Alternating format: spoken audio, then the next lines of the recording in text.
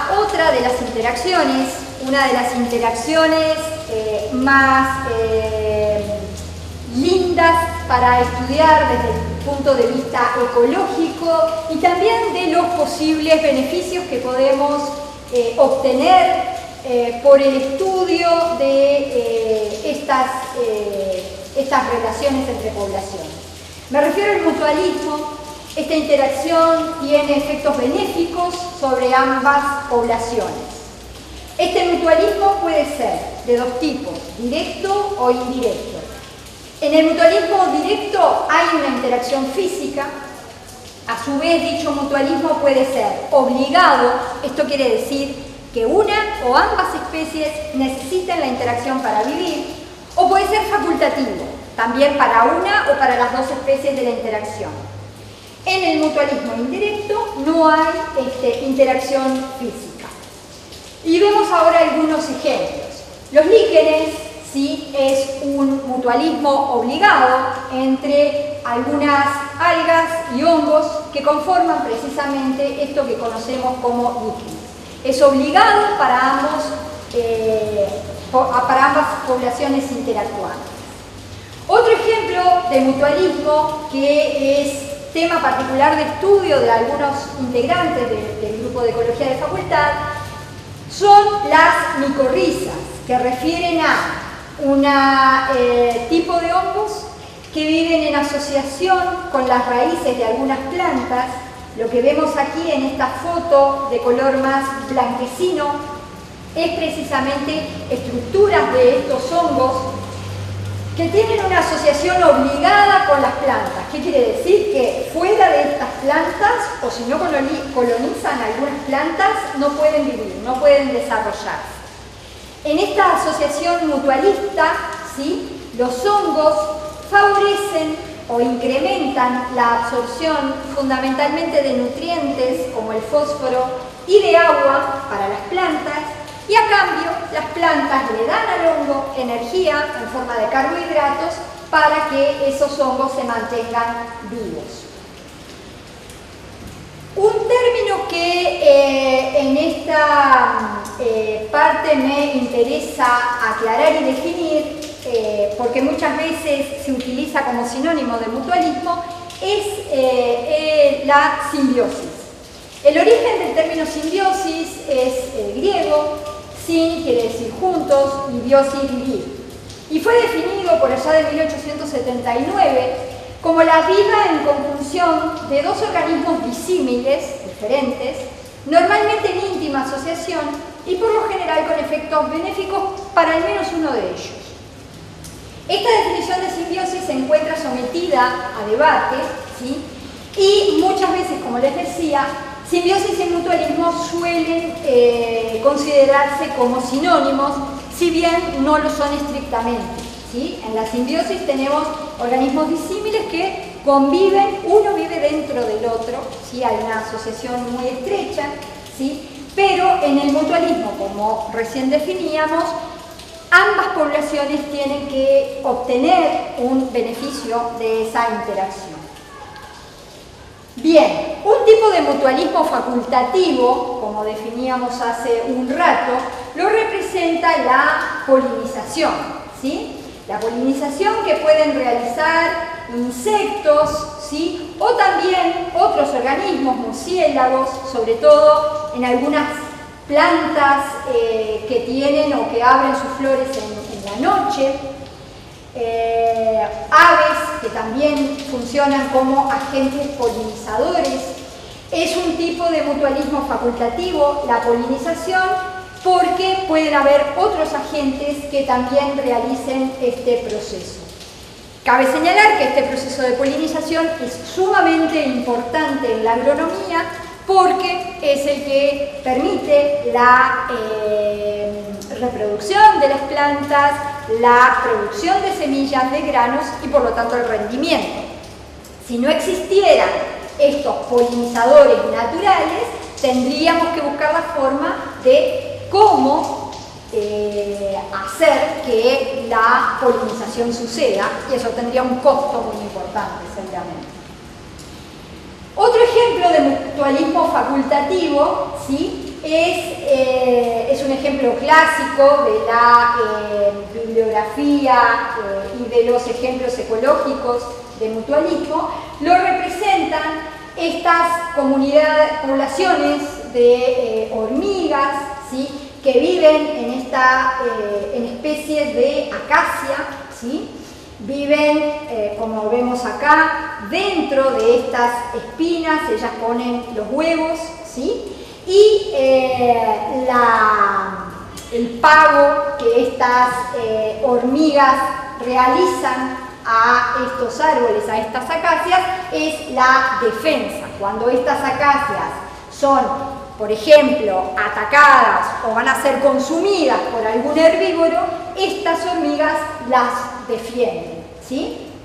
También hay otros ejemplos parecidos de hormigas que se mantienen una relación de tipo mutualismo facultativo con poblaciones de pulgones, ¿sí? Estos pulgones lo que hacen es succionar, ¿sí?, sustancias de la planta.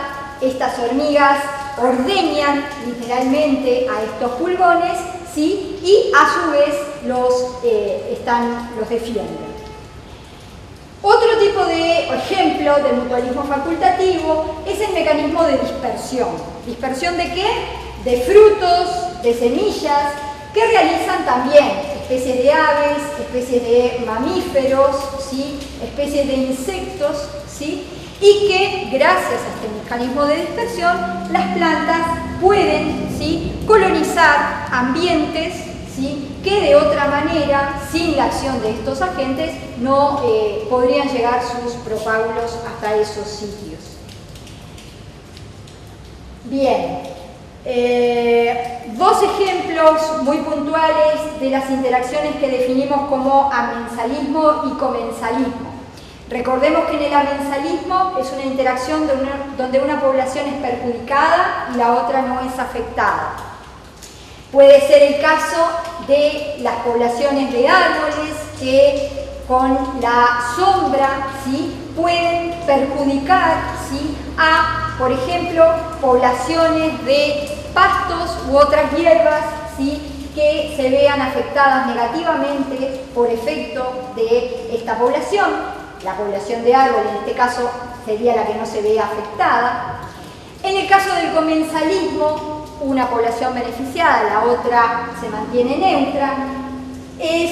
Un ejemplo clásico son las plantas epífitas. Epífitas quiere decir que van a sostenerse, a utilizar a otra población como precisamente sostén. Entonces estas poblaciones de plantas epífitas se ven beneficiadas por ese sostén que le brindan los troncos de árboles, los cuales no se ven perjudicados. Cabe señalar que no son plantas parásitas, ese es otro grupo, otro tipo de interacción. En este caso solo se sostienen de los troncos. Bien. Por último, vamos a analizar el caso de las interacciones indirectas. Estas son interacciones que se dan entre poblaciones, ¿sí?, y en los cuales hay un intermediario, ¿sí? Vamos a ver este ejemplo. Tenemos aquí en la foto representada la interacción que ocurre entre un herbívoro, ¿sí?, esta oruga, con una planta, ¿sí?, el hospedero y su huésped, como definíamos hace un ratito. Esa interacción, la herbivoría, ya vimos que tiene un efecto positivo para el herbívoro, y es lo que se señala con esta flecha de aquí arriba. ¿Por qué? Porque el herbívoro se alimenta de esa planta, y negativo para la planta. ¿Por qué? Porque el herbívoro consume parte de esa planta, le quita pedazos de hoja, de tallo o de la estructura que sea. Vamos a considerar ahora, ¿sí?, otra interacción de un parásito que aquí está representado en la foto como estos huevos blancos, que fueron ovipositados en el cuerpo de esta oruga que teníamos en la imagen anterior, ¿sí? Ese parásito sobre el herbívoro, o sea, sobre la oruga, va a tener un efecto negativo. ¿Por qué? Porque esos huevos, cuando eclosionen, ¿verdad?, van a terminar matando a esa oruga, y el herbívoro, ¿sí?, va a tener un efecto, la población de herbívoros va a tener un efecto positivo sobre la población de parásitos porque representan el sustrato, ¿verdad?, sobre el cual ocurrió esa puesta de huevos. Vamos a analizar ahora la interacción indirecta, que es la que quiero explicarles, entre este parásito y esta planta. Entonces, lo que podemos ver es que estos parásitos, ¿verdad?, que perjudican al herbívoro, terminan teniendo un efecto positivo sobre la planta. ¿Por qué positivo? Porque precisamente la liberan de ese herbívoro que la consumía. Mientras que esta planta, para este parásito, ¿sí?, tendrá un efecto también positivo. ¿Por qué? Porque más plantas, más herbívoros que las puedan consumir, y si hay más herbívoros, al parásito le viene mejor, ¿sí? Una forma de entender o de calcular con las comillas necesarias estos signos que aparecen aquí en azul, ¿sí?, es a través de la regla de los signos. Analicemos primero esta interacción que está aquí abajo. Dijimos que entre el parásito y la planta es positivo el signo de esta interacción. Si nosotros multiplicamos menos por menos, o sea, el signo de las dos interacciones que tienen el mismo sentido, que la flecha tiene este sentido, nos da positivo. Si en la de arriba hacemos el mismo razonamiento, ¿verdad?, multiplicamos los dos signos de las interacciones que comprenden a esta otra interacción indirecta, también nos da positivo. Entonces, para analizar las interacciones indirectas, que no es lo raro en la naturaleza, sino todo lo contrario, lo que estuvimos haciendo hasta ahora fue simplificar y analizar interacciones de dos poblaciones y los efectos de esas interacciones de forma separada para cada una de las poblaciones, pero en la naturaleza lo común es que ocurran simultáneamente varias interacciones y de este tipo, indirectas y entre varias poblaciones a la vez.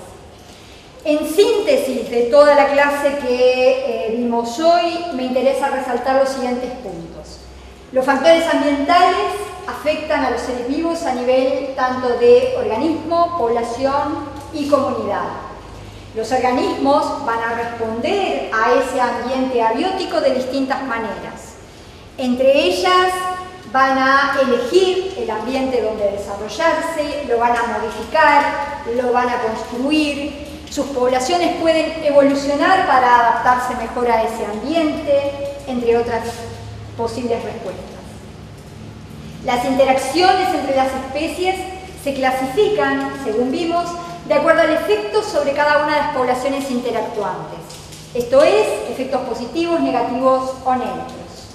Y el mensaje final que me interesa dejarles, sobre todo para que piensen cuando vayan a la salida a predios a visitar a los productores en taller, es que observen y le pregunten al productor cuáles son las interacciones entre poblaciones o entre organismos que el productor modifica, evita o son promovidas para la producción que él realice, en los agroecosistemas que él mantenga en su predio. Finalmente, quería recomendarles como lectura obligatoria para este tema del curso el capítulo 3 de este libro, Fundamentos de Ecología, que está en la biblioteca. Este capítulo, que se llama Interacciones entre especies, también lo van a tener recopilado en el material de lecturas que les vamos a recomendar en el curso. Gracias.